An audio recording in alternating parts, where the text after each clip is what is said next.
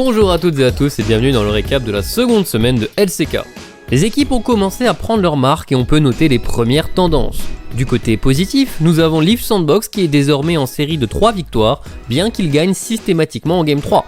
Gen.G remporte également ses 2 rencontres cette semaine et confirme qu'ils resteront des adversaires de haut rang malgré le départ de Ruler. Ils se sont d'ailleurs défaits de HLE qui, eux, pour le coup, peinent à se montrer convaincants malgré des fulgurances individuelles qui donnent de bons espoirs pour le futur. Mais pour l'instant, ils n'ont gagné qu'une seule fois et c'était contre Guangdong Freaks. Ces derniers ont un projet de développement de rookie qui pour l'instant ne porte pas ses fruits vu qu'ils n'ont pas encore goûté à la victoire.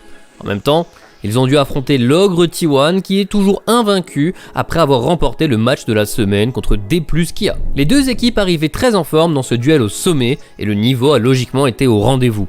D+ prend l'avantage au début de game 1 grâce à de bons ganks de Canyon, mais le teamfight T1 leur a permis de reprendre la main à la 20e minute de jeu. Cependant, malgré leur avance et leur contrôle sur la partie, T1 se sont fait voler un Baron Nashor par un laser de la Zeri de Deft.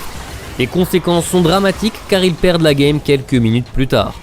La game 2 commence sur le même modèle que la première avec D+ Kia qui passe devant au kill grâce à Canyon qui nourrit Deft.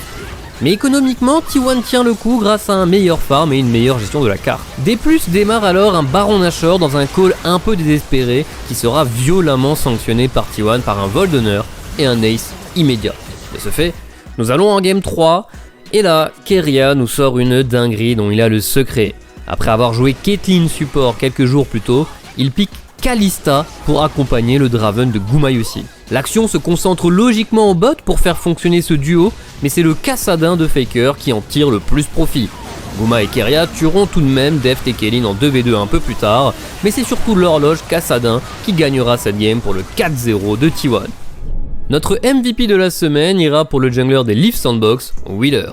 Il n'a pas été le jungler le plus performant en combat, mais c'est pour sûr le plus efficace de cette semaine pour Smite.